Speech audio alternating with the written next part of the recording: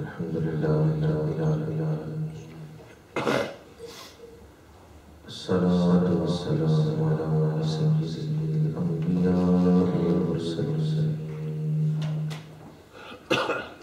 وعلى آله الطيبين الطاهرين وأصحابه الراشدين المهديين.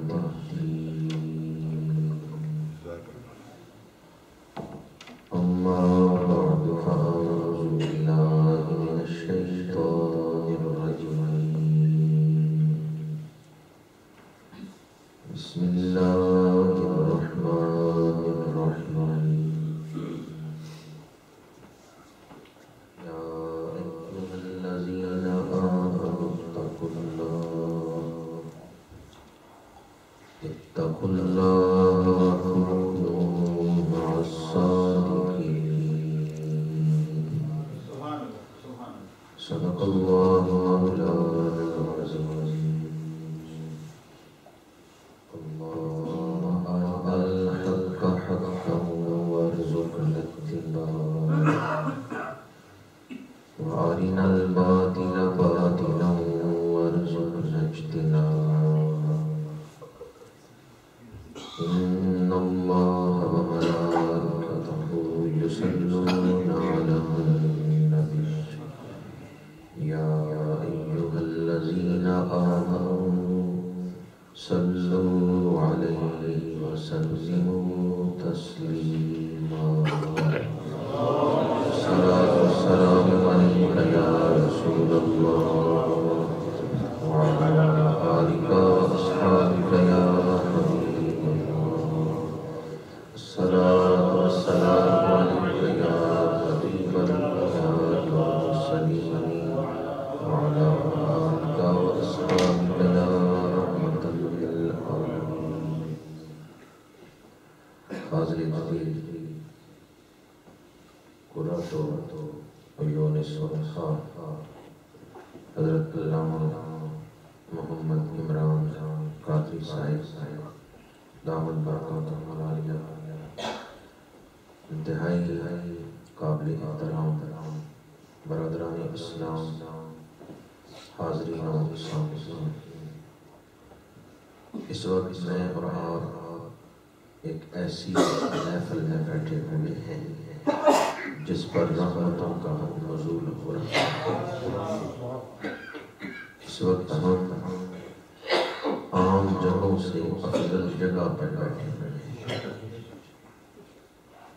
یہ ہمارا ایمان ہے کہ جہاں قرآن پڑھا جائے وہاں رحمتوں کا نزول ہوتا ہے، اور آج اس محفل کا آغاز تلاوت قرآن سے ہوا۔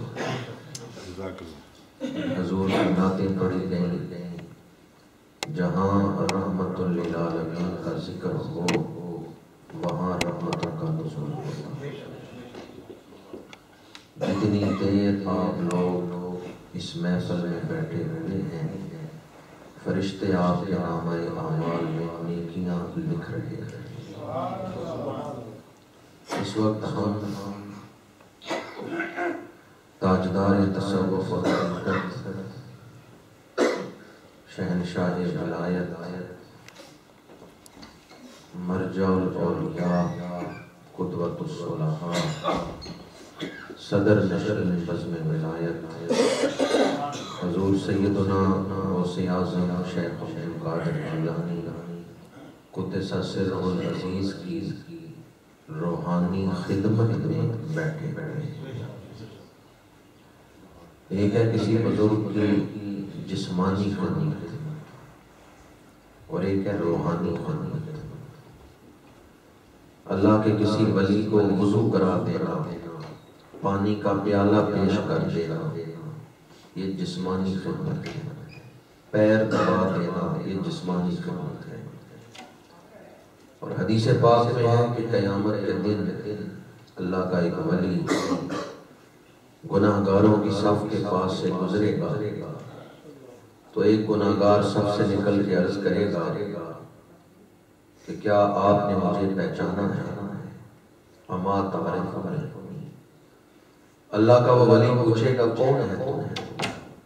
وہ گناہگار عرض کرے گا میں وہ ہوں جس نے ایک دن آپ کو وضو کرنے کا، میں وہ ہوں جس نے ایک دن آپ کو پانی کا پیالہ پیش کیا۔ ولی فرمائیں گے بتا تو کیا چاہتا ہے؟ وہ عرض کرے گا آپ تو جنت کی طرف جا رہے ہیں اور میں دوزخیوں کی صف میں کھڑا ہوں۔ حدیث پاک میں ہے وہ گناہگار عرض کرے گا فشفع لی، میری شفاعت فرمائے، میرے لیے دعا کرے۔ اللہ کا ولی دعا کرے گا پروردگار اس دنیا میں میری خدمت کر کے اس بندے نے میرا دل خوش کیا تھا، آج اس کی بخشش فرما کے تو اس کا دل خوش فرما۔ حدیث پاک میں ہے کہ ولی کی اس دعا سے گناہگار کی بخشش کر دی جاتی ہے۔ تو وہ خدمت کا حق کہ میں نے دنیا میں آپ کی خدمت کی، وضو کرایا تھا، پانی کا پیالہ پیش کیا تھا، وہ خدمت کا حوالہ بخشش و شفاعت کا سبب بنے۔ ہمارا اور حضور شہنشاہ بغداد کا ظاہری زمانہ ایک نہیں تھا، ورنہ ہم بھی کبھی وضو کرا لیتے۔ ہمارا اور حضور شہنشاہ بغداد کا ظاہری زمانہ ایک نہیں تھا، ورنہ ہم بھی کبھی پانی کا پیالہ پیش کر لیتے۔ تو کیا اب ہم آپ کی کوئی خدمت نہیں کر سکتے؟ علماء فرماتے ہیں جسمانی خدمت تو نہیں کر سکتے، پر روحانی خدمت کا دروازہ قیامت تک کھلا ہوا۔ جب آپ کسی بزرگ کا ختم شریف دلاتے ہیں، ایصال ثواب کرتے ہیں، عرس پاک کرتے ہیں، یا ختم 11ویں شریف کی محفل کرتے ہیں، تو ایصال ثواب کرنا یہ اولیاء کی روحانی خدمت ہے۔ جب یہ محفل مکمل ہوگی آپ دعا کریں گے اور ثواب کا تحفہ جس ہستی کا نام لے کے آپ بھیجیں گے ان کی روحانی خدمت کرنے والوں میں نام لکھ دیا جائے گا۔ میں اور آپ کتنے خوش نصیب ہیں جو اس وقت حضور شہنشاہ بغداد کی روحانی خدمت میں بیٹھے اور اولیاء جسمانی خدمت سے اتنے خوش نہیں ہوتے جتنے روحانی خدمت سے خوش ہیں۔ 11ویں شریف کی محفل حضور شہنشاہ بغداد کی روحانی خدمت ہے، اور خوش نصیب ہیں وہ لوگ جو آپ کی خدمت میں بیٹھے ہیں۔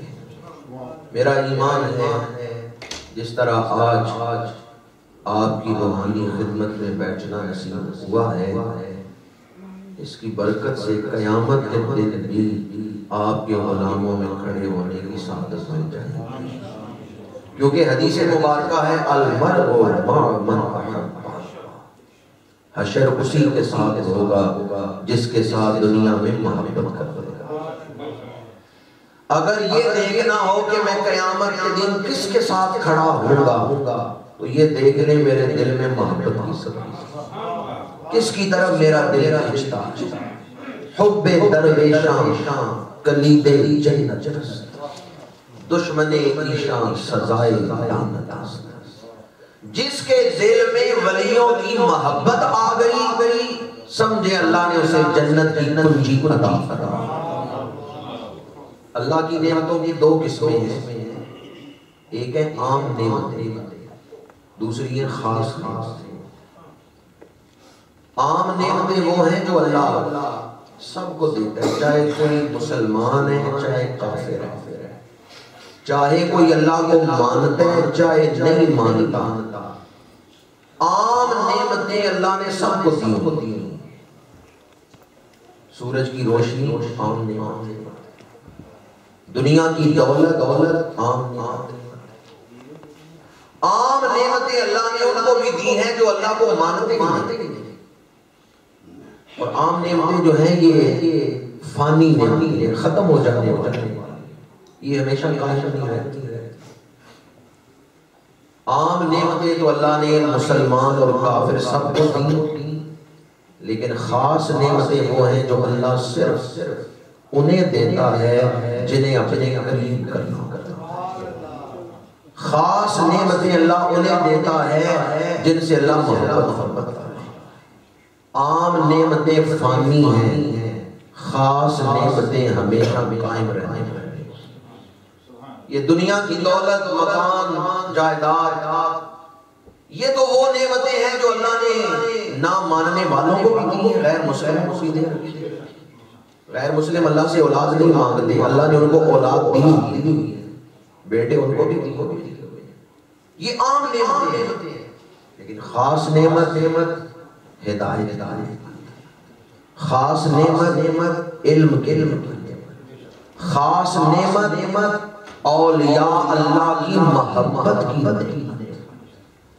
یہ نعمت اللہ انہیں دیتا ہے جنہیں اپنے قریب کرنا۔ خوش نصیب ہیں وہ لوگ جن کے دلوں میں اللہ نے اپنے بندوں کی محبت ڈال دی۔ ان الذین آمنوا وعملوا الصالحات سیجعل لهم الرحمن ودا۔ یہ جو دلوں کو ولیوں کی محبت ملتی ہے، یہ اللہ تعالیٰ کی خاص عطا ہے، یہ اللہ تعالیٰ کا خاص کرم ہے۔ کبھی آپ نے سوچا ہے آپ زندگی کن نعمتوں کے لیے گزار رہے ہیں؟ آپ محنت کن نعمتوں کے لیے کرتے ہیں؟ پرواز ہے دونوں کی اسی ایک فضا میں، کرگس کا جہاں اور ہے شاہی کا جہاں۔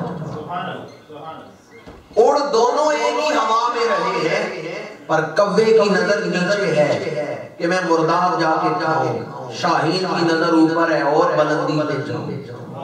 پرواز ہے دونوں کی اسی ایک فضا میں، کرگس کا جہاں اور ہے شاہین کا جہاں۔ رہتے سارے انسان اسی زمین پر ہیں، پر فکر اپنی اپنی، سوچ اپنی۔ کوئی فانی نعمتوں کے لیے جی رہا ہے اور کوئی باقی رہنے والی نعمتوں کی طلب دل ہے۔ ولیوں کی محبت یہ اللہ تعالیٰ کی خاص نعمت ہے۔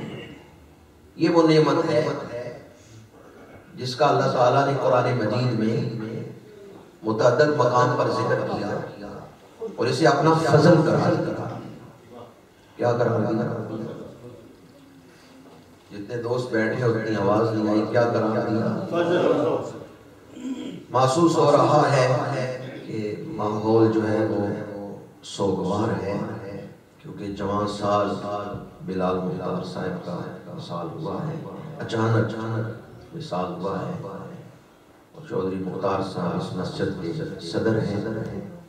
اس مسجد کے صدر چودھری مختار صاحب کا بیٹا اچانک جوان عمری میں داغ مفارقت دے گیا۔ تمام اراکین اور اس مسجد سے وابستہ لوگوں کو میں نے دیکھا کہ وہ سوگوار ہیں۔ ابھی چند ایک دوستوں سے ملاقات ہوئی تو وہ بھی بتا رہے تھے کہ انتہائی فرما بردار بچہ تھا، مسجد سے محبت کرنے والا تھا، جس کا وصال ہوا ہے۔ میں دعا گو ہوں کہ اللہ تعالیٰ بلال مختار کو بخشش و مغفرت عطا فرمائے، اور والدین اہل خاندان کے دلوں پر جو جدائی کا زخم لگا ہے، اللہ تعالیٰ صبر کا مرہم فرمائے۔ اللہ تعالیٰ والدین کے دلوں کو صبر عطا فرمائے۔ یہ محفل اس طرح کے حضرت بیان فرما رہے تھے، آج دو نسبتیں رکھتی ہے۔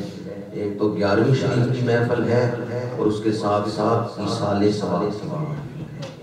آج اس محفل میں جو بھی نفلی نیکیاں کی جائیں گی وہ بلال مختار مرحوم کو ایصال ثواب کی جائیں گی۔ میں عرض یہ کر رہا تھا کہ فضا اگرچہ سوگوار ہے، لیکن اگر آپ بولیں گے، جواب دیں گے تو مجھے پتا چلے گا کہ جو بات میں کر رہا ہوں وہ آپ کے ذہنوں تک پہنچ رہے ہیں۔ پاکستان میں میں نے دیکھا ایک شخص نے نیا مکان بنایا، خوبصورت کوٹھی بنائی ہے، تو باہر اس نے مین گیٹ کے اوپر لکھوایا ہے ھذا من فضل ربی، یہ میرے رب کا فضل ہے۔ کسی نے پلازا بنایا تو باہر سنگ مرمر کی پلیٹ لگائی اور اس کے اوپر لکھا ھذا من فضل ربی، یہ میرے رب کا فضل ہے۔ ایک دو نہیں سینکڑوں مکانات پر میں نے یہ لکھا ہوا دیکھا، ھذا من فضل ربی، یہ میرے رب کا فضل ہے۔ تو لوگوں نے یہ سمجھا کہ روٹیاں ملیں تو یہ فضل ہے، پیسے ملیں تو یہ فضل ہے، بینک بیلنس بڑھنے لگے تو یہ اللہ کا فضل ہے۔ میں یہ نہیں کہتا کہ رزق فضل نہیں، رزق اللہ کا فضل ہے، لیکن صرف رزق کے اندر فضل کو محدود کرنا یہ قرآن مجید سے لا علمی ہے۔ قرآن مجید میں فرمایا اللہ جس کے دل میں ولیوں کی محبت ڈال دیتا ہے اللہ نے اس پر بڑا فضل ڈالا۔ وَمَن يُطِعِ اللَّهَ وَالرَّسُولَ فَأُولَٰئِكَ مَعَ الَّذِينَ أَنْعَمَ اللَّهُ عَلَيْهِم مِّنَ النَّبِيِّينَ وَالصِّدِّيقِينَ وَالشُّهَدَاءِ وَالصَّالِحِينَ وَحَسُنَ أُولَٰئِكَ رَفِيقًا ذَلِكَ الْفَضْلُ مِنَ اللَّهِ، اللہ جس پر فضل کرتا ہے اسے نبیوں کی معیت عطا فرما دیتا ہے، صدیقین کی صحبت عطا کر دیتا ہے، شہداء اور اولیاء کی محبت عطا کر دیتا ہے۔ حسن اولئک رفیقا، یہ مقام کسے ملے گا؟ ذالک الفضل من اللہ، ذالک الفضل من اللہ، جس پہ اللہ کا فضل ہوتا ہے اللہ اسے اپنے بندوں کی محفل میں بٹھا دیتا۔ تو پتہ چلا ولیوں کی محفل میں وہی بیٹھیں گے جن پر اللہ کا، تو جو آئیں بلکہ منع کریں کہ نہیں گیارہویں شریعہ کی محفل نہ کرنا، وہ فضل سے محروم ہے۔ ذالک الفضل من اللہ، یہ اللہ کا فضل ہے کہ اللہ کسی دل میں اپنے بندے کی محبت ڈالتا ہے۔ اللہ جس میں کرم کرنا چاہتا ہے اسے اپنے ولی کی محبت عطا فرما دیتا ہے۔ قرآن مجید میں اللہ تعالیٰ نے ہمیں اچھی نسبتیں اختیار کرنے کا حکم دیا اور اچھی نسبتیں قائم رکھنے کا حکم دیا۔ ابھی میں اشتہار دیکھ رہا تھا جو اس محفل کے حوالے سے بنایا گیا، تو اس میں جس آیت کا ترجمہ لکھا گیا ہے وہی آیت میں نے خطبہ میں پڑھی ہے۔ اللہ تعالیٰ نے ہمیں قرآن مجید میں اچھی نسبتیں اختیار کرنے کا حکم دیا، کیونکہ نسبت سے قسمت بدل جاتی ہے۔ نسبت اچھی تو قسمت اچھی، یا قسمت اچھی ہو تو نسبت اچھی بن جائے۔ آپ بازار جائیں، کپڑے والی دکان پہ بڑا مہنگا کپڑا پڑا ہوا ہے، لیکن کوئی اس کپڑے کو اٹھا کے چومتا نہیں کہ یہ مہنگا کپڑا ہے تو اس کو چوما جائے، کوئی اس کپڑے کو چومتا نہیں۔ دوسری طرف معمولی کپڑا قرآن مجید کا غلاف بن جائے تو لوگ اس غلاف کا بھی ادب کرتے ہیں۔ میں آپ سے پوچھتا ہوں غلاف قرآن کا احترام کیوں کیا جائے؟ آپ اس کپڑے کی بازاری قیمت دیکھ رہے ہیں یا قرآن سے نسبت دیکھ رہے ہیں؟ جب آپ غلاف قرآن کا احترام کرتے ہیں تو یہ نہیں دیکھتے اس کپڑے کی قیمت کیا ہے، دیکھتے ہیں اس کی قرآن سے نسبت۔ بس نسبت اعلیٰ ہو گئی، نسبت مقدس ہو گئی، نسبت پاکیزہ ہو گئی تو کپڑا کتنا معمولی ہی کیوں نہ ہو اس کی شان بھی بڑھ۔ بندہ گناہگار ہو پر نسبت اچھی بن جائے۔ پنجابی میں کسی نے ترجمہ کیا جیڑا اللہ دے ولیاں دا کردا اے سنگ اس کچ تے بھی آ جاندا ہیرے دا رنگ۔ جیڑا اللہ دے ولیاں دا کردا اے سنگ اس کچ تے بھی آ جاندا ہیرے دا رنگ۔ اس ہیرے دا پیدا نہیں کوٹی بھی بھول جیڑا ٹوٹ کے تے گر جائے کسے۔ اللہ تعالیٰ نے ہمیں اچھی نسبتیں اختیار کرنے کا حکم دیا۔ یا ایھا الذین آمنو، اے ایمان والو، اتقوا اللہ، تقوی اختیار کرو، اللہ سے ڈرو، وکونوا مع الصادقین، سچوں کی معیت میں آ جاؤ، سچوں کے ساتھ آ جاؤ۔ ذرا قرآن مجید سمجھنے کا شوق اپنے دل میں پیدا کریں۔ میں آیت کا ترجمہ کر رہا ہوں، اگر آپ غور سے سن لیں گے تو 100 رکعت نماز نفل پڑھنے کا ثواب اللہ عطا فرمائے۔ سبحان اللہ، سبحان اللہ۔ حضرت ابو ذر غفاری کو حضور نے مخاطب کر کے فرمایا، یا ابا ذر لئن تغدو ان تتعلم آیۃ من القرآن خیر لک من ان تصلی 100 رکعۃ۔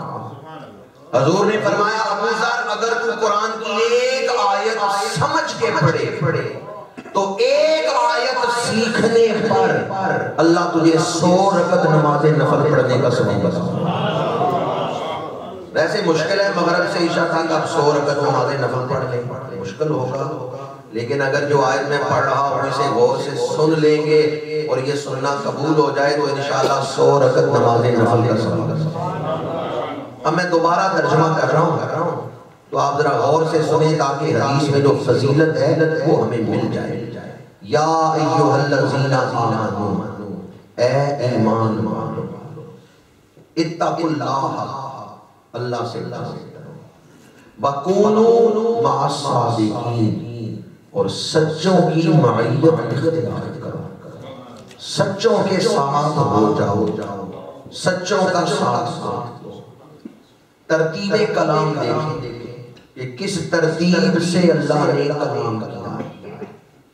پہلے فرمایا اے ایمان والو، پھر فرمایا تقوی اختیار کرو، دو چیزیں ہو گئی ایمان اور تقوی۔ تیسرے نمبر پہ فرمایا وَكُونُوا مَعَ الصَّادِقِينَ۔ جب ہمارے پاس ایمان بھی ہے، تقوی بھی ہے، پھر ولیوں کے پاس جانے کی ضرورت ہی کیا؟ کسی ذہن میں یہ سوال آ سکتا ہے کہ اللہ والوں نے بھی تو دین ہی سکھانا، انہوں نے کہنا نماز پڑھو میں پہلے ہی پڑھ لوں، انہوں نے کہنا حج کرو میں پہلے کر چکا ہوں، اب ولیوں کے پاس جانے کی ضرورت کیا ہے؟ تو ذرا قرآن مجید کے انداز پہ غور کریں، اسلوب پہ، ترتیب پہ غور کریں۔ یہ ولیوں کی معیت کا حکم کن کو دیا؟ جن کے پاس ایمان بھی ہے، تقوی بھی ہے۔ اس کے بعد فرمایا اے ایمان والو تقوی اختیار کرو اور سچوں سے مانگو۔ اعلیٰ حضرت نے فتاوی رضویہ میں لکھا ہے عقیدہ ٹھیک ہو قیامت کے دن بخشش ہو جائے۔ عقیدے کی درستگی پر بخشش کا، مغفرت کا انحصار ہے۔ تو یا ایھا الذین آمنوا کے اندر عقیدے کی درستگی آ گئی۔ اے ایمان والو یعنی تمہارا عقیدہ ٹھیک ہے۔ اتقوا اللہ، عمل میں بھی احتیاط اختیار کرو، شریعت کے مطابق قدم اٹھاؤ، تقوی اپناؤ۔ جب عقیدہ اور عمل دونوں ٹھیک ہو گئے اب ولیوں کے پاس آنے کی ضرورت ہی کیا؟ مولانا روم کے ایک شعر کی تشریح کی ہے حاجی امداد اللہ مہاجر مکی نے، اور مولوی اشرف علی تھانوی نے اس کو لکھا ہے کلید مثنوی میں۔ مفسرین نے اس آیت کی تفسیر میں یہ نکتہ بیان کیا ہے، دولت کمانا ہی ضروری نہیں، چوروں سے بچانا بھی ضروری ہے۔ خزانہ اکٹھا کرنا ہی کافی نہیں، خزانے کو ڈاکوؤں سے بچانا بھی ضروری ہے۔ ٹھیک ہے تم نے ایمان حاصل کر لیا، تقوی حاصل کر لیا، پر شیطان تمہارا دشمن ہے جو ایمان چھیننا چاہتا ہے۔ شیطان تمہارا دشمن ہے، موت کے وقت تک کشمکش لگی رہے گی، آخری سانس تک شیطان کوشش کرتا ہے کسی طرح ایمان چھین لے۔ اس لیے اللہ نے ایمان اور تقوی کا ذکر کرنے کے بعد فرمایا سچوں کی صحبت میں بیٹھو گے، ایمان بھی محفوظ رہے گا، تقوی بھی محفوظ رہے گا۔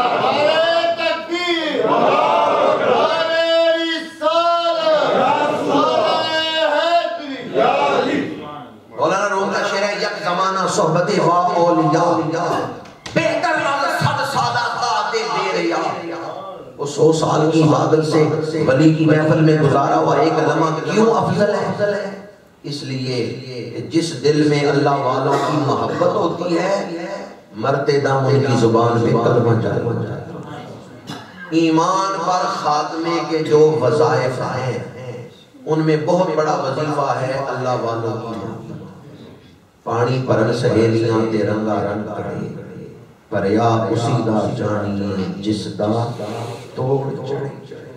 وہ بڑا خوش نصیب ہے جو اس دنیا سے ایمان لے کے گیا. اور ایمان پر خاتمے کے جو وظائف ہیں ان میں سے ایک وظیفہ یہ ہے اللہ کے ولیوں سے محبت کرو، مرتے دم تمہاری زبان پہ کلمہ جاری ہو جائے. اس لیے ایمان اور تقوی کا ذکر کرنے کے بعد فرمایا کونوا مع الصادقین.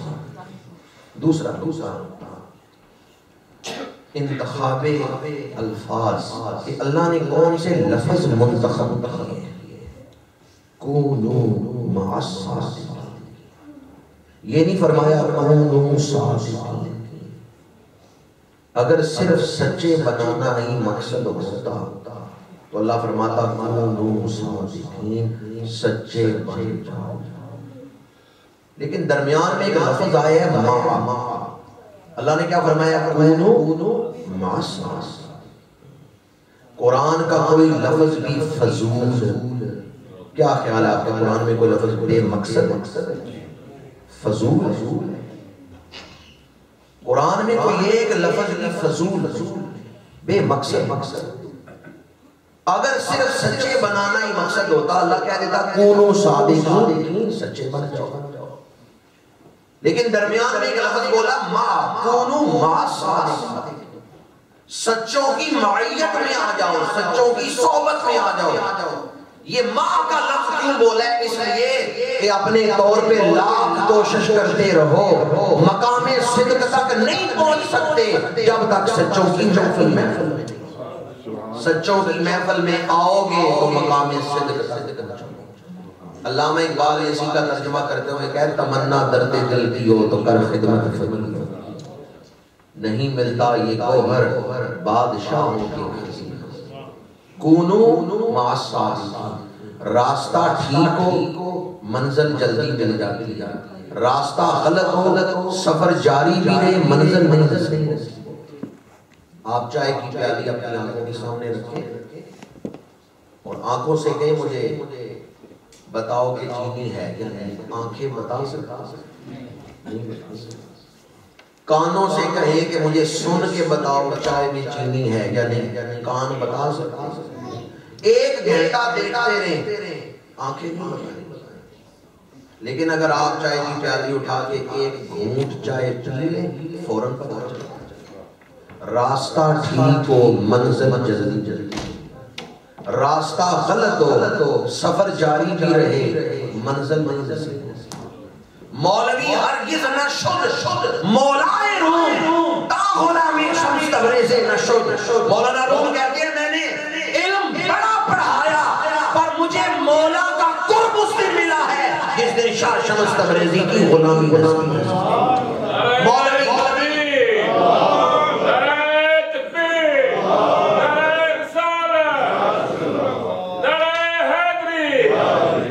کونوا مع الصادقین، یہ جو مع کا لفظ ہے یہ اہمیت کو بیان کر رہا ہے کہ اللہ والوں کی صحبت کی اہمیت، ان کے پاس آنے کی ضرورت کیا ہے، اہمیت کیا ہے. آج جس دور میں ہم زندگی گزار رہے ہیں اس دور میں بعض لوگ توحید کو اس رنگ میں بیان کرتے ہیں کہ اولیاء اللہ کی نسبت اور انبیاء کی محبت کی نفی ہو جاتی ہے. اللہ ہر جگہ موجود ہے، اللہ سنتا ہے تو براہ راست اللہ ہی سے تعلق قائم کرو. ولیوں سے تعلق جوڑنے کی ضرورت کیا ہے؟ اس انداز میں توحید کو بیان کیا جاتا ہے. میں کہتا ہوں ہم نہیں جاتے ولیوں کے پاس، اللہ بھیجتا ہے تو ہم جاتے. اللہ نہ بھیجے تو ہم نہیں جاتے. اب جہاں اللہ بھیجے وہاں جانا چاہیے. جب اللہ فرمایا کونوا مع الصادقین، اور اب دوسری آیت ہے سورہ کہف میں. کون سی سورت ہے؟ سورہ وَاصْبِرْ نَفْسَكَ مَعَ الَّذِينَ يَدْعُونَ رَبَّهُم بِالْغَدَاةِ وَالْعَشِيِّ. وَاصْبِرْ نَفْسَكَ مَعَ الَّذِينَ، وہ جو اللہ والے ہیں ان سے اپنے آپ کو جوڑے رکھو، اپنا تعلق مضبوط رکھو. وَاصْبِرْ نَفْسَكَ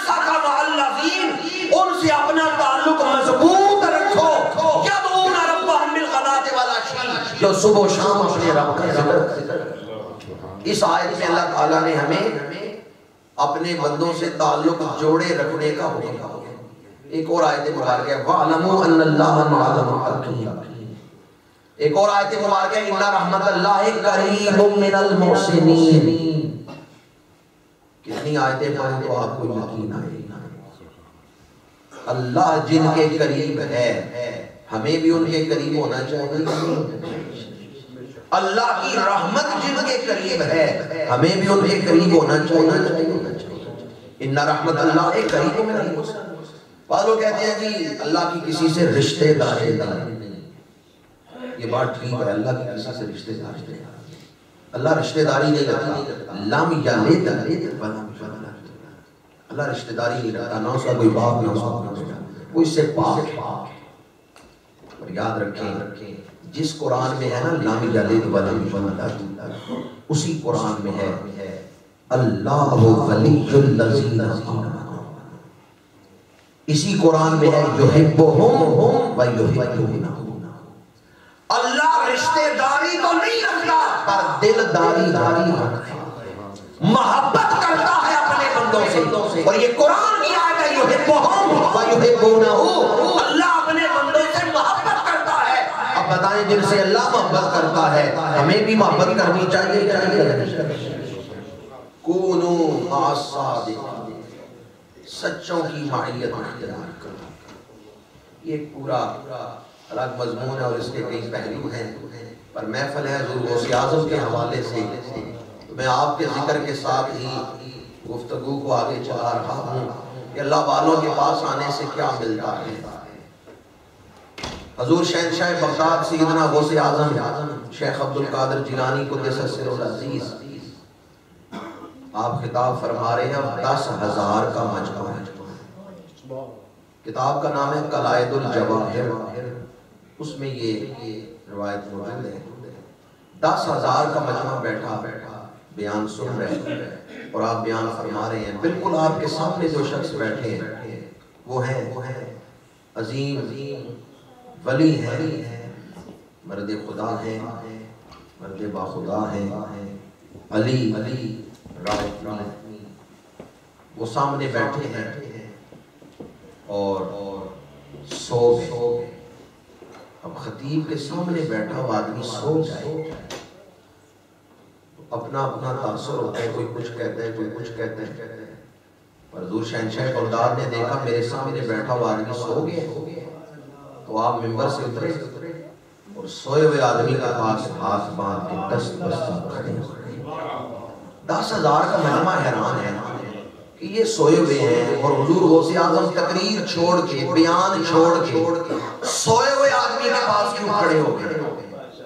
وہ زانو کھڑے کر کے سوئے تھے، زانو اٹھا کے ہاتھ رکھ کے سوئے تھے۔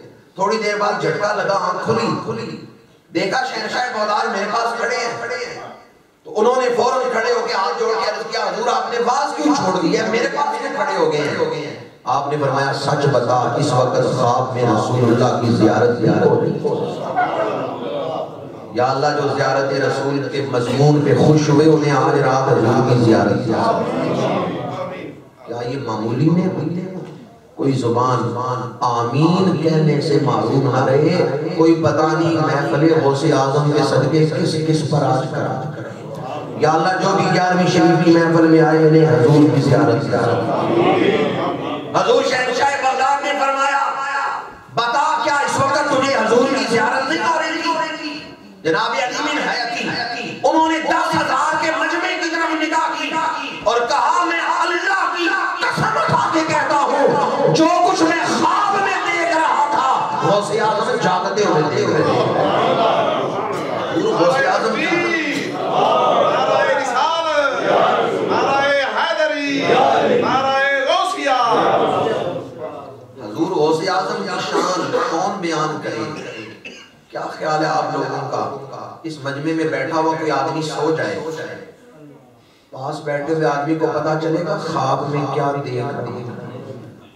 سمجھ رہے ہیں نا میں کیا پوچھ رہا ہوں؟ آپ میں سے جو کوئی آدمی سو جائے تو مجھے کیا پتا وہ خواب میں کیا دیکھ رہا ہے؟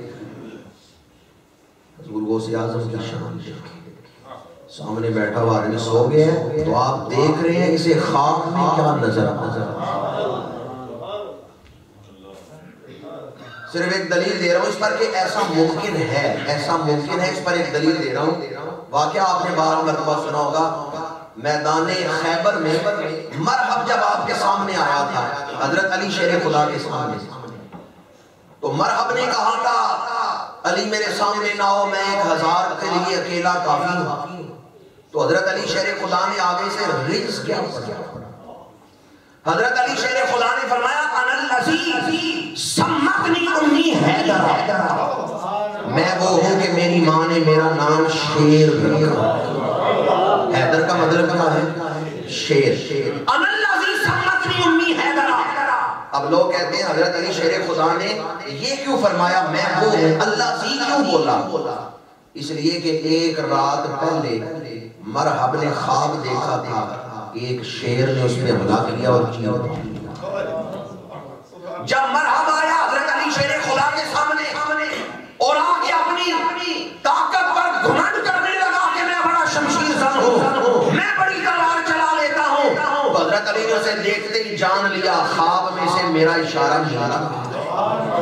یہ کل رات خواب دیکھ چکا ہے کہ ایک شیر نے اس پہ حملہ کیا ہے اس لیے آپ نے اسے جواب یہ دیا انا الذی سمتنی امی حیدر میں وہی شیر ہوں جسے کل رات تو خواب میں دیکھ چکا ہے.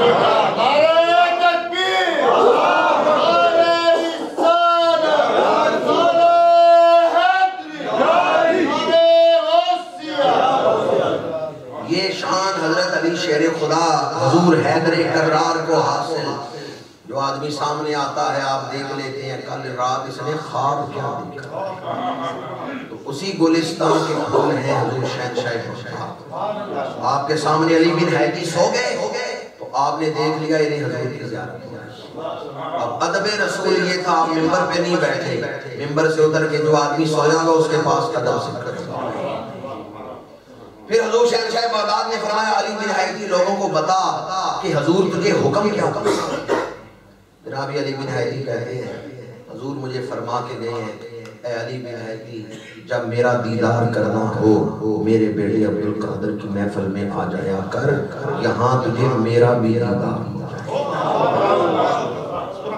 حضور شہنشاہ بغداد قدس سرہ العزیز کی شان مجھ جیسا اپنا طالب علم کیا بیان کر سکتا ہے جن کی محفل کو حضور اپنی محفل کرا زیارت رسول کے لیے وظیفہ کرواتے ہیں. ابھی حضرت علامہ عمران صاحب جو بات کر رہے تھے وہ بالکل حق بیان فرما رہے تھے. ہم یہ نہیں کہتے حضور غوث اعظم غوث ہیں. غوث تو ان کے دروازے پر نوکر غوث تو ان کے دروازے کے سائے. حضرت سلطان باہو فرماتے ہیں شہر بغداد دے ٹکڑے مقصاں دے کرساں میرا میرا. بڑے بڑے مفسر قرآن اور محدث حضور غوث اعظم کے دروازے پہ غلام بنتے. ہندوستان کے اندر علم حدیث پھیلانے میں بہت بڑا نام ہے شیخ المحققین شیخ عبدالحق محدث دہلوی. یہ شیخ عبدالحق محدث دہلوی کون ہے؟ یہ قادری سلسلے کے یہ حضور غوث اعظم کے نوکر دروازہ غوث میں کھڑے ہو کے کہتے ہیں مجھے فخر ہے میں شہنشاہ بغداد کے غلام ہوں. اعلیٰ حضرت شاہ احمد رضا خان دہلوی یہ کون ہے؟ امام اعظم ابو حنیفہ کی یادگار بحر العلوم ہے.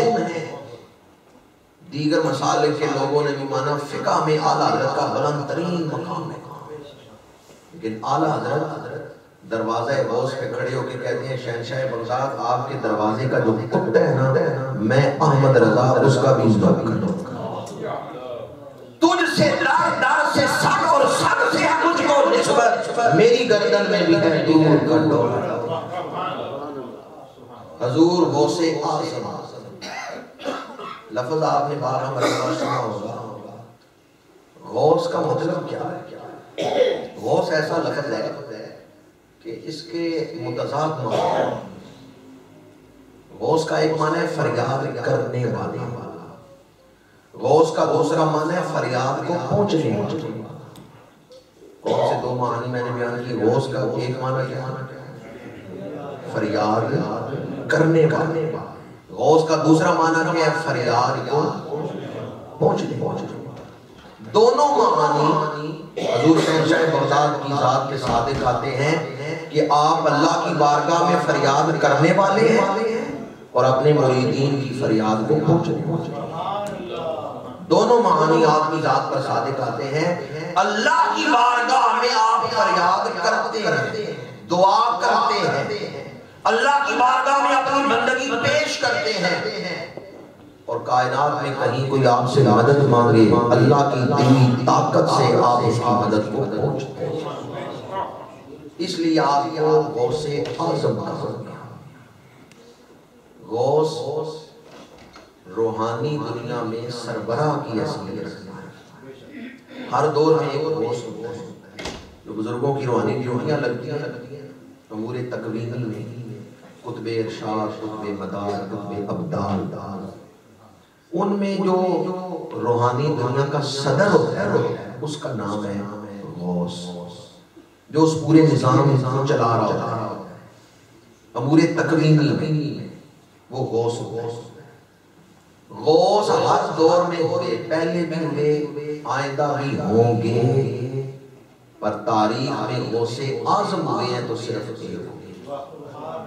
میری ساری تقریر سے اگر ایک جملہ بھی آپ یاد رکھیں تو میں سمجھوں گا کہ کوئی نہ کوئی پیغام آپ کے دلوں تک پہنچ گیا. غوث پہلے بھی ہوئے، آئندہ بھی ہوں گے، پر تاریخ میں غوث اعظم ہوئے ہیں تو صرف ایک ہوئے. شہنشاہ بغداد کا یہ لقب ہے غوث اعظم. بڑے بعض لوگ اس لفظ غوث پر بھی اعتراض کرتے ہیں اور غوث اعظم پر بہت زیادہ اعتراض کرتے ہیں. دونوں کی ذرا تھوڑی تشریح کر رہا ہوں.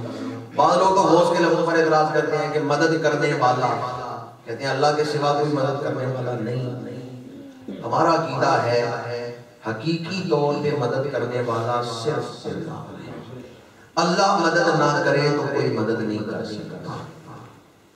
اولیاء اور انبیاء مدد کرتے ہیں تو اللہ کی مرضی کے مطابق مدد کرتے ہیں، اللہ کی دی ہوئی طاقت سے مدد کرتے ہیں. اولیاء اور انبیاء کا مدد کرنا یہ اللہ کی طرف سے ہے. انبیاء اور اولیاء اللہ کی مرضی کے مطابق مدد کرتے ہیں اور اللہ کی دی ہوئی طاقت سے مدد کرتے ہیں. اگر یہ مدد نہ کرے، اگر اللہ مدد نہ کرے تو کوئی مدد نہیں کر سکتا. حقیقی طور پہ مدد کرنے والا کون ہے؟ اللہ. لیکن اللہ نے اپنے نبیوں کو، ولیوں کو طاقت عطا فرمائی ہے، وہ مدد کر سکتے ہیں.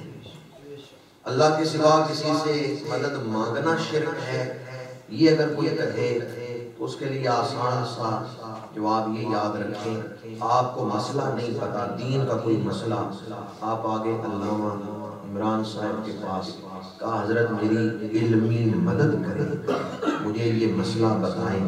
انہوں نے مسئلہ بتایا، علمی مدد کی. شرک تو نہیں؟ کسی سے علمی مدد مانگنا شرک؟ آپ کو پیسوں کی ضرورت ہے، آپ اپنے کسی عزیز کے پاس گئے، مدد کہ میری مالی مدد کرو، اس نے مالی مدد کر دی تو آپ نے شرک تو نہیں کیا؟ مالی مدد مانگنا، مالی مدد مانگنا کسی شرک نہیں. آپ کو عدالت کچہریوں کے مسئلے نہیں پتا، دفتروں میں جو معاملات ہیں وہ نہیں پتا، کوئی وکیل آپ کر لیتے ہیں کہ اپنی عقل سے، تجربے سے میری مدد کرو، تو کسی سے عقلی مدد مانگنا شرک نہیں. آپ کوئی وزن اٹھانا چاہتے ہیں، گٹڑی زیادہ وزنی ہے، بکس بڑا ہے، اٹھایا نہیں جاتا، آپ کسی کہتے ہیں ذرا ایک طرف تم ہاتھ رکھو، دوسری طرف میں رکھتا ہوں، بکس کو اٹھاتے ہیں. یہ ہے جسمانی مدد. کسی سے جسمانی مدد مانگنا شرک ہے. اب 4 مددیں میں نے بیان کی: علمی مدد، مالی مدد، عقلی مدد اور جسمانی مدد. کسی سے علمی مدد مانگنا، مسئلہ پوچھنا، یہ شرک نہیں. کسی سے مالی مدد مانگنا، مسجد بن رہی ہے ایسے دو، اس میں حصہ ڈالو، یہ شرک نہیں. کسی سے جسمانی مدد مانگنا، کہ یہ چیز اٹھانے میں میری مدد کرو، یہ شرک نہیں۔ جب جسمانی مدد مانگنا شرک نہیں تو روحانی مدد مانگنا۔ اولیاء اور انبیاء سے ہم جو مانگتے ہیں وہ روحانی مدد ہے۔ کون سی مدد ہے؟ انسان خالی جسم ہے یا اس کے اندر روح کی؟ اگر کوئی یہ کہے کہ انسان خالی جسم ہے، اس نے قرآن کا انکار کیا۔ قرآن مجید میں ہے وَنَفَخْتُ فِيهِ مِن رُوحِي، قرآن مجید میں ہے یَسْأَلُونَکَ عَنِ الرُّوحِ، اس وجود میں جو اصل جوہر ہے وہ انسان کی روح ہے، اصل خزانہ جو اس وجود میں ہے وہ انسان کی روح ہے، اور جس کی روح میں طاقت ہے۔ یہ بات بھی بڑی یاد رکھنے والی۔ بعض لوگ ایسے ہیں جنہوں نے اپنے جسم کو طاقت دی، اچھی خوراک استعمال کی، حفظان صحت کے اصولوں پہ عمل کیا، ورزش کرتے رہے، پہلوان بن گئے، باڈی بلڈر بن گئے، کوئی رستم بن گیا، کوئی سہراب بن گیا۔ یہ کون لوگ ہیں رستم اور سہراب؟ جنہوں نے اپنے جسم کی طاقت کو پروان چڑھایا، جنہوں نے جسمانی طاقت کو پروان چڑھایا وہ پہلوان بن گئے، رستم و سہراب بن گئے، اور جنہوں نے اپنی روح کی طاقتوں کو پروان چڑھایا وہ غوث قطب اور ابدال بن۔ یہ غوث قطب ابدال کون ہیں؟ جن کی روحوں کے اندر بڑی طاقت، بیٹھے بغداد میں ہیں اور فرماتے ہیں نظر تو الی بلاد اللہ جمعاً کا خردل فی لنا حکم اتصالی، میں دنیا کے تمام شہروں کو ہتھیلی پہ اس طرح دیکھتا ہوں اس طرح رائی کا رہتا ہوں۔ انسان خالی جسم نہیں، اس کے اندر جو اصل جوہر ہے وہ اس کی روح ہے، جس کی روح میں طاقت ہے۔ روح میں طاقت آتی ہے شریعت پر عمل کرنے سے۔ جتنا شریعت پہ عمل زیادہ ہوگا، للہیت اخلاص تقوی زیادہ ہوگا، روح میں طاقت آئے، اور نسبت پاکیزہ ہوگی، روح میں طاقت آئے۔ غوث قطب ابدال وہ ہیں جن کی روحوں میں اللہ نے بڑی طاقت رکھی۔ حضور شہنشاہ بغداد صرف غوث نہیں بلکہ غوث اعظم ہے۔ غوث کا ایک معنی فریاد کرنے والا، دوسرا معنی فریاد کو پہنچنے والا۔ آپ اپنی روحانی طاقت سے فریاد کو پہنچتے ہیں۔ اب کوئی کہ اس پر قرآن مجید کی دلیل دو کہ روحوں کے اندر طاقت ہوتی ہے، تو بڑا مشہور واقعہ ہے قال الذی عنده علم من الکتاب انا آتیک بہ قبل ان یرتد الیک طرفک۔ آصف بن برقیہ بیٹھے ہیں، حضرت سلیمان علیہ السلام کے دربار میں، اور تخت پڑا ہوا ہے 1600 میل دور۔ حضرت سلیمان فرماتے ہیں کون ہے جو ملکہ بلقیس کے یہاں پہنچنے سے پہلے اس کا تخت دیکھ لیا؟ عفریت نے کہا میں لاؤں گا۔ فرمایا کتنی دیر میں؟ کہا آپ اٹھ نہیں سکیں گے میں پہلے مل جاؤں۔ فرمایا کوئی ہے تو اسے بھی پہلے لائے۔ آصف بن برقیہ نے کہا آپ کی پلکیں مل کے جدا نہیں ہوگی نہ پہلے، اور تخت کتنی دور ہے؟ 1600 میل، 1500 میل۔ قرآن بیان کرتا ہے پلک جھپکنے کی دیر نہیں، سیکنڈ نہیں لگا، آصف بن برقیہ تک جا کے کس طاقت سے لے کے آئے ہیں؟ یہی وہ روحانی ایک ہے جسمانی طاقت، ایک ہے روحانی، جن کی روحوں کے اندر اللہ نے طاقت رکھی ہے۔ بیٹھے دربار سلیمانی میں ہیں، تخت ملک سبا سے لے کے اٹھ کے نہیں گئے، میں جا کے لے کے آیا، ایک سیکنڈ میں 1600 میل دور پڑا ہوا تخت لگا کے رکھ دیا۔ اب ذرا فیصلہ کیسے کس دربار کی شان زیادہ ہے، دربار سلیمانی یا دربار محمدی؟ سب سے اولا و اعلیٰ، سب سے بالا و بالا۔ اگر دربار سلیمانی میں بیٹھنے والا بڑی روحانی طاقت رکھتا ہے تو دربار محمدی میں بیٹھنے والوں کی طاقت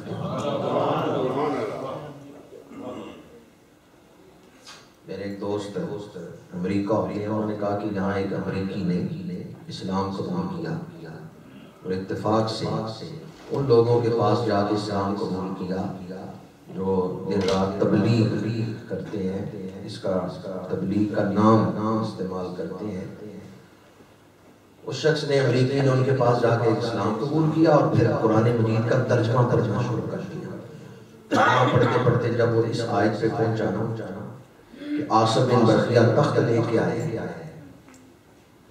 تو اس نے اپنے استادوں سے پوچھا مجھے اس کی سمجھ نہیں آ رہی، وہ کیسے تخت لے کے آئے، یہ سائنس تو ذرا مجھے سمجھاؤ، اور پوچھ ان سے رائے جو ولیوں کی کرامت نہیں مانی، ان سے وہ پوچھے۔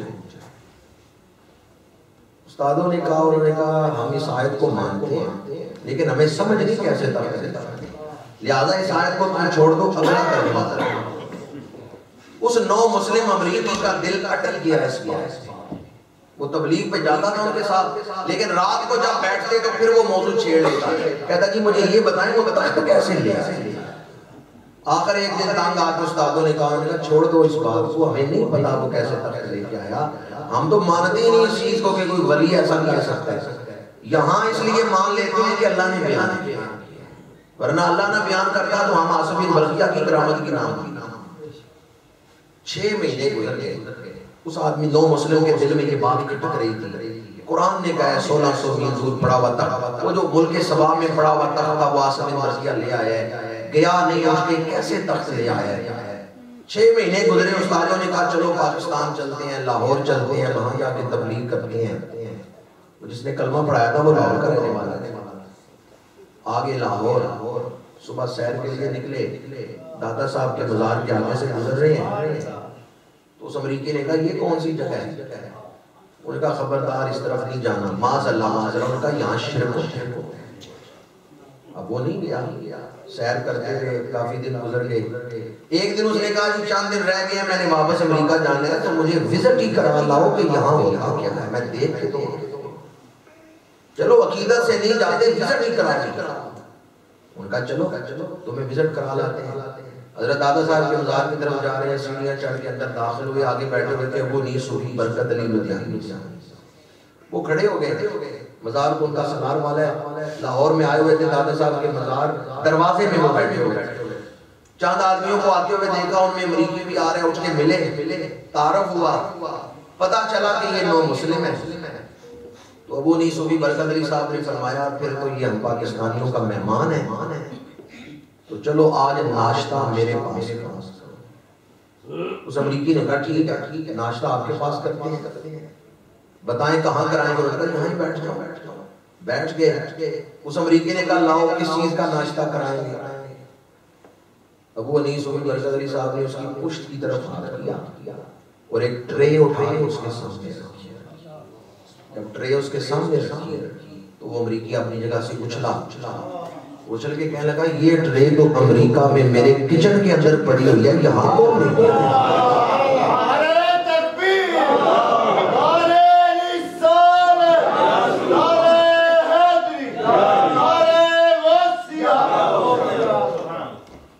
آپ نے فرمایا 6 مہینے ہو گئے یہی پوچھ رہے نا وہ تخت کیسے لے گیا۔ اس امریکی نے کہا بابا جی میں تو اپنے استادوں سے 6 مہینے ہو گئے پوچھ رہا تھا اور یہ لفظوں میں نہیں سمجھا سکے، آپ نے تو پریکٹیکل کر کے دکھا دیا۔ یہ کپ، یہ پیالیاں، یہ ٹرے، یہ تو امریکہ میں میرے کچن کے اندر پڑا ہوا ہے، یہاں کیسے پہنچ گیا؟ ابو نیس صوفی برکت علی صاحب نے فرمایا 6 مہینے ہو گئے یہ پوچھ رہے نا وہ کیسے تخت لے کے آیا۔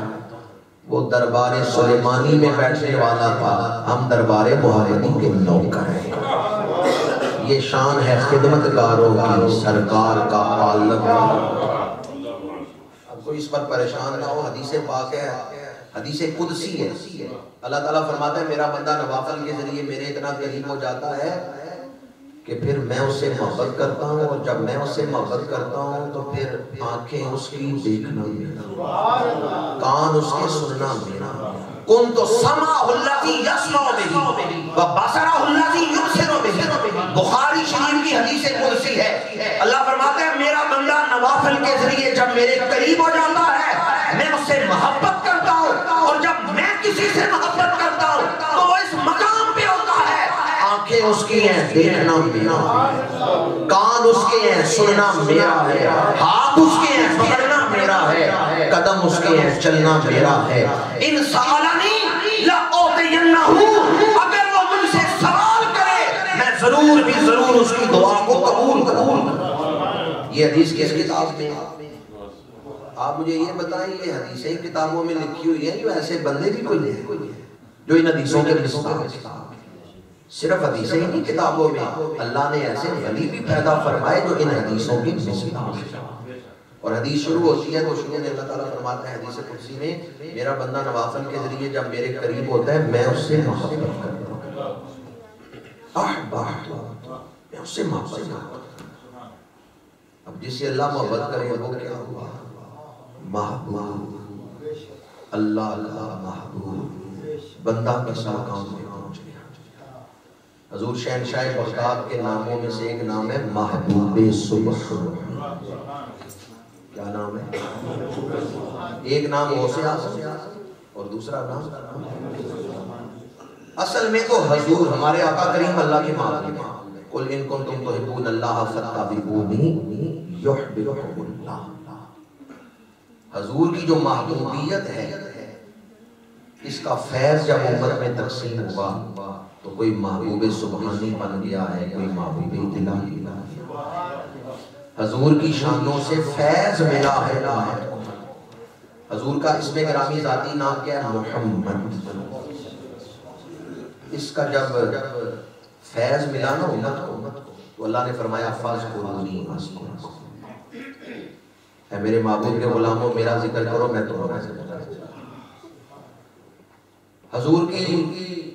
حضور کا ذاتی نام ہے احمد۔ احمد کا معنی ہے بہت زیادہ اللہ کی حمد کرنے کا، دوسروں کی نسبت زیادہ حمد کرنا۔ اس کا فیض جب امت کو ملا تو اللہ نے سورہ فاتحہ نازل فرمائی، الحمدللہ رب العالمین۔ اب ہم الحمدللہ پڑھتے ہیں، پانی پیا الحمدللہ، کھانا کھایا الحمدللہ، ہم حمد کرنے والے۔ یہ احمد کا فیض، حمد کرنے والے۔ تم میرا ذکر کرو میں تمہارا ذکر کروں گا، یہ لفظ محمد کا فیض۔ اور محبوبیت قل ان کنتم تحبون اللہ فاتبعونی یحببکم اللہ، اس کا فیض ملا، کوئی محبوب سبحانی بن گیا، کوئی محبوب الہی۔ حضور شہنشاہ بغداد قدس سرہ العزیز مسند محبوبیت پر بٹھائے گئے، اس لیے آپ ظاہری زندگی میں بھی لوگوں کی فریاد کو پہنچتے رہے، اور آپ کے وصال کے بعد بھی کوئی سوال کرے آپ اس کی فریاد کو نہ پہنچتے ہیں۔ مسند محبوبیت پہ بیٹھے ہیں اور آپ نے فرمایا مسند محبوبیت پہ بیٹھ کے افلت شمس الاولین والشمسنا ابدا علی الافق العلی لا تغربوا، اوروں کے سورج ڈوب گئے پر ہمارا سورج ڈوبنے والا نہیں، یعنی میری محبوبیت قائم رہے۔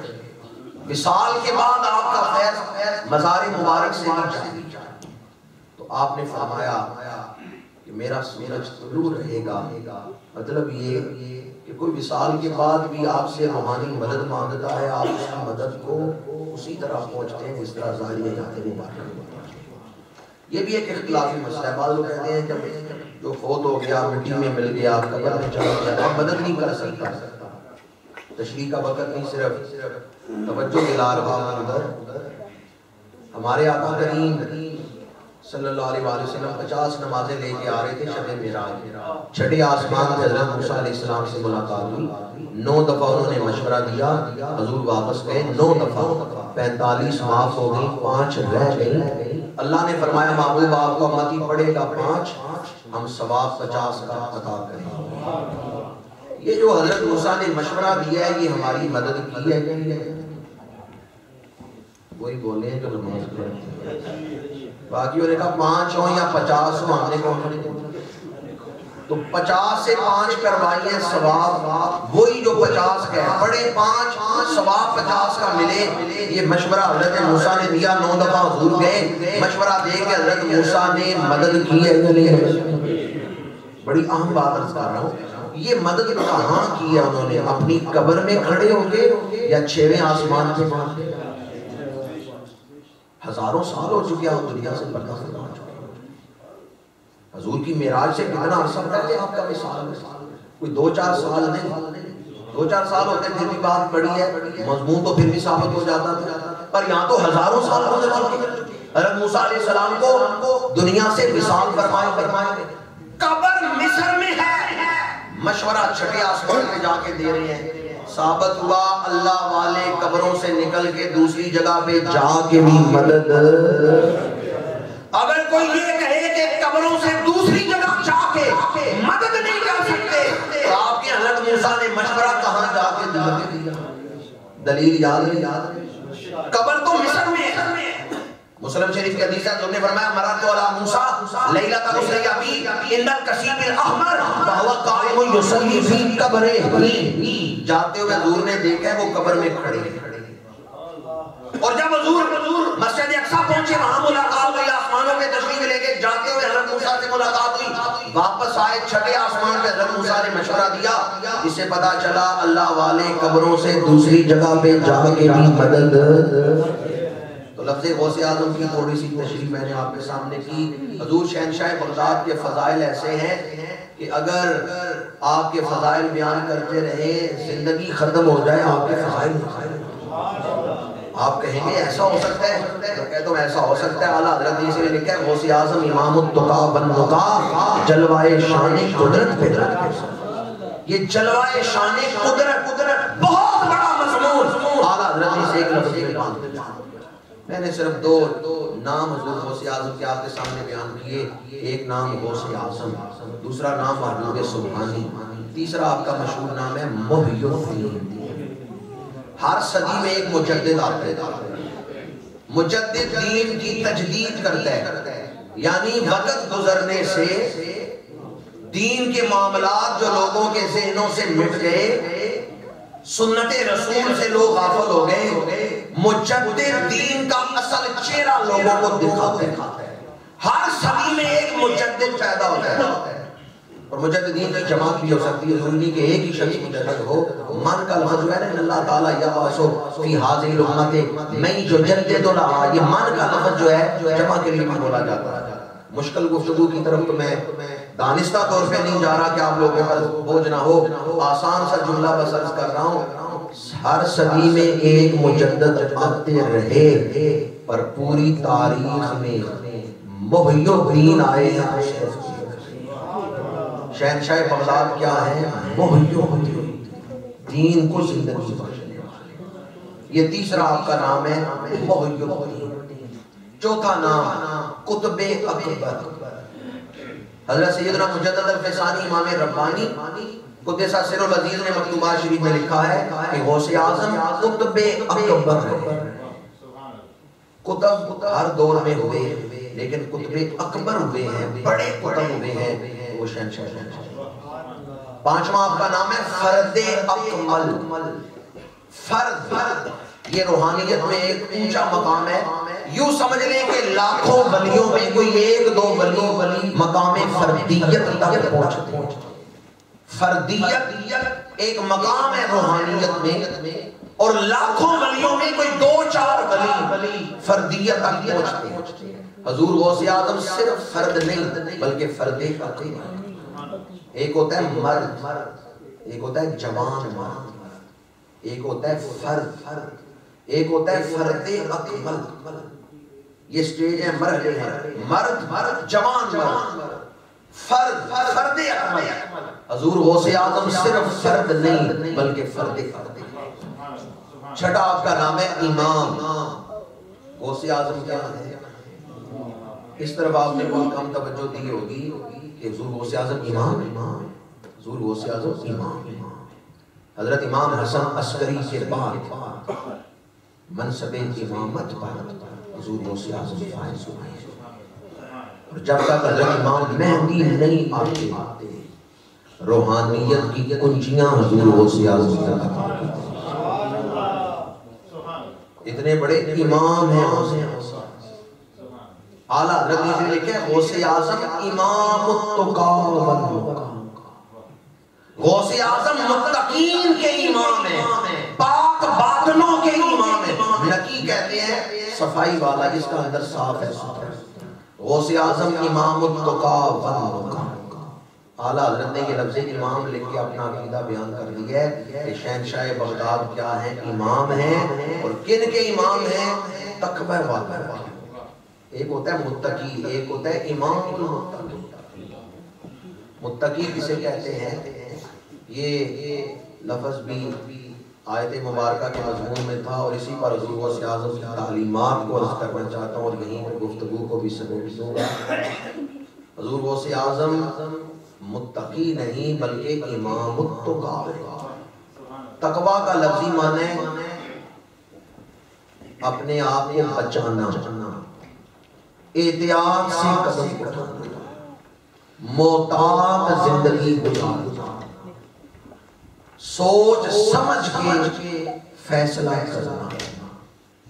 رات کا وقت ہو، بارش ہو رہی ہو، کیچڑ ہو، کچا راستہ، تو آپ بڑے دھیان سے قدم اٹھاتے ہیں کہ کہیں میرا پیر پھسل نہ جائے اور میرا پیر گڑھے میں نہ گر جائے، کہیں میں گر نہ جاؤں، پھسل نہ جاؤں۔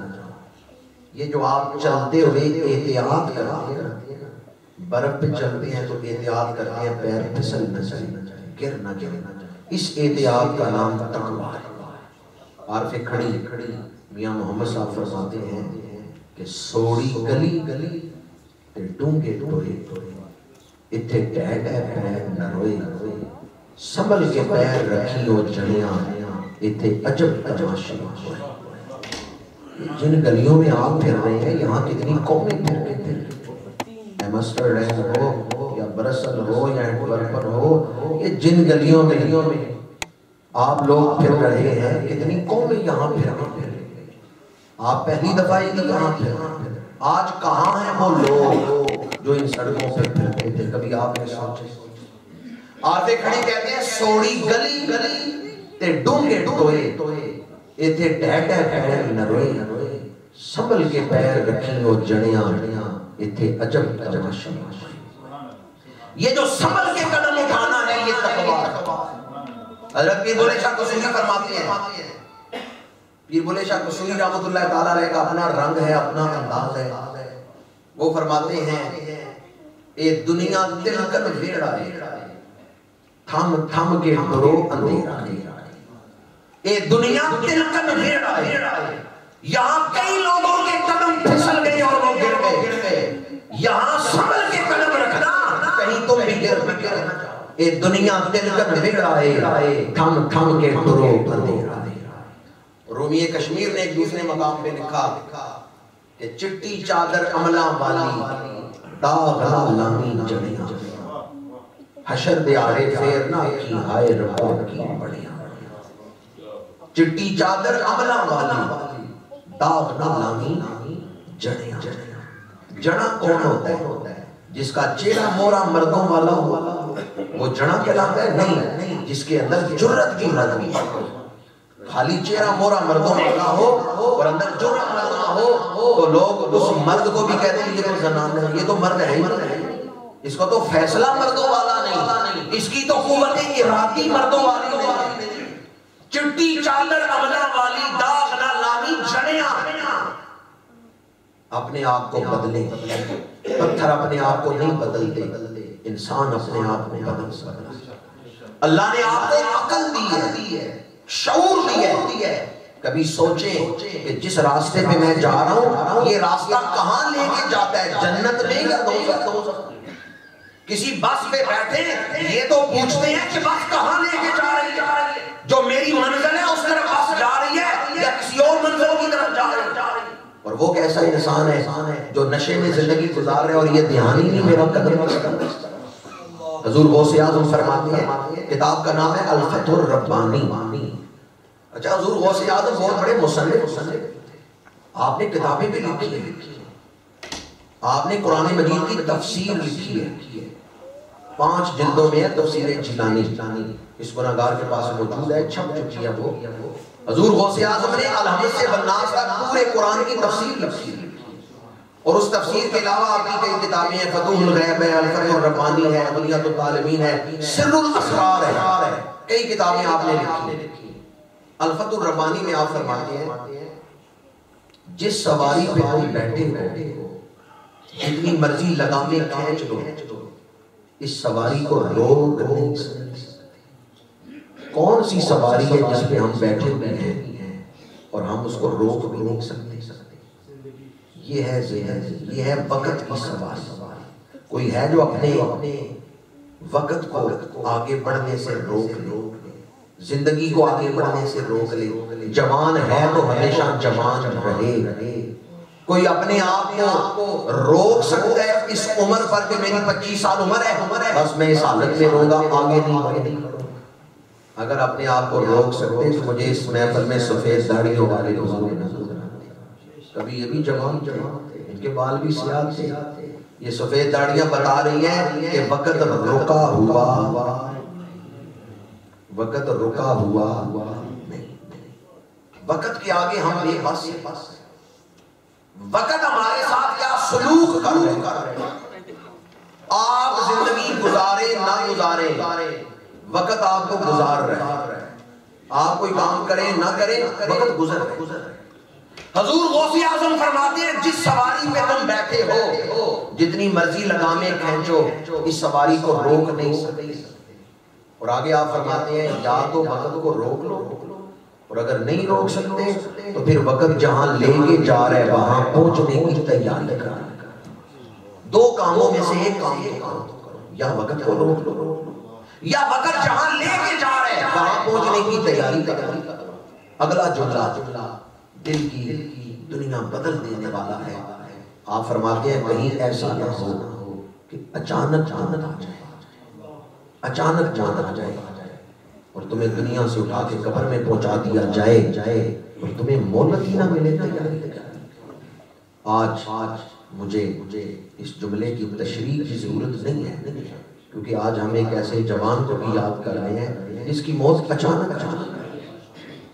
آئے روز ہم دیکھتے ہیں اچانک موتیں۔ مجھے یہ بتائیں یہ اچانک موتیں دوسروں کے لیے ہیں یا ہمیں بھی آ سکتے ہیں؟ آج اگر دل مان لے کہ اچانک موت ہمیں بھی آ سکتی ہے تو پھر یہ 11ویں شریف کی محفل توبہ کی محفل بن جائے، پھر ہم یہاں سے ایک نئی زندگی شروع کر دیں۔ لیکن ہم نے تو ذہن میں سوچا ہے ابھی مجھے موت نہیں آئے گی، کئی سال میں نے زندہ رہنا ہے۔ بھئی اللہ نے کوئی وعدہ کیا آپ کے ساتھ؟ کوئی آپ کو مدت عمر بڑھا دی؟ گزشتہ فروری کا واقعہ پاکستان میں گورے والا میں دولہا دلہن کی گاڑی آ رہی ہے واپس، دولہا دلہن کو لے کے واپس آ رہے ہیں، دولہے کی گاڑی ٹکرا کر ٹرک سے ایکسیڈنٹ ہوا، دولہا دلہن دونوں فوت۔ دلہن کی میت واپس میکے چلیے۔ میں نے جب یہ خبر اخبار میں پڑھی تو سوچنے لگا کہ جب یہ دلہن ووٹیوں والے سوٹ، دلہنوں والا لباس پہن رہی تھی، اسے نہیں پتا تھا میرا کفن بازار میں آ چکا ہے۔ ادھر دھیان نہیں تھا، اچانک آئے روز اچانک موتیں ہمارے دل میں دستک ہیں۔ المستطرف میں کتاب کا نام ہے المستطرف۔ ایک ولی کے پاس اسرائیل آئے تو اللہ کے ولی نے کہا آنے سے پہلے کوئی خبر ہی دے دیتے کہ تم نے بھی آنا ہے، کوئی اطلاع ہی دے دیتے میں بھی تیاری کر لیتا۔ آگے سے جناب اسرائیل نے فرمایا حضرت وہ جو آپ کا پڑوسی ہے جس کا نام فلاں نام ہے وہ کہاں ہے؟ میں نے اس کے ذریعے پیغام بھیجا۔ آپ نے فرمایا وہ تو عرصہ ہوا فوت ہو چکے۔ جناب اسرائیل نے فرمایا کہ جب میں اسے لینے آیا تھا تو آپ کو پیغام دیا تھا کہ آج اس کی طرف آ رہا ہوں، کل آپ کی طرف بھی آنا ہے۔ میں نے تو پیغام دیا تھا، آپ نے پیغام سنا نہیں۔ جب ہم کسی کی میت اٹھاتے ہیں یا خبر سنتے ہیں فلاں دنیا سے گیا، کہ جناب اسرائیل کا پیغام ہے ہماری طرف، آج اس کو لے کے جا رہا ہوں، کل تمہاری طرف۔ صدا نہ داخل صدا نہ داخل صدا نہ ماپے حسن جوانی صدا نہ سوارا۔ زندگی ایسی گزارے کہ جینا بھی آسان ہو، مرنا آسان۔ اور اس کے لیے بھی صرف ایک جملہ اس کے لیے بھی بول رہا ہوں کہ مقصد زندگی اور ضروریات زندگی، ان دونوں میں ہم آہنگی پیدا کر لیں، زندگی خوبصورت ہو۔ جہاں سے میں نے گفتگو شروع کی، دولت، مکان، اولاد، ان چیزوں کے پیچھے آپ دوڑ رہے ہیں. میں یہ نہیں کہتا کہ ان کو حاصل نہ کریں، یہ ضرورت ہے دنیا میں. لباس، پیسے، مکان، یہ ضرورت ہے، لیکن یہ زندگی کا مقصد ہے.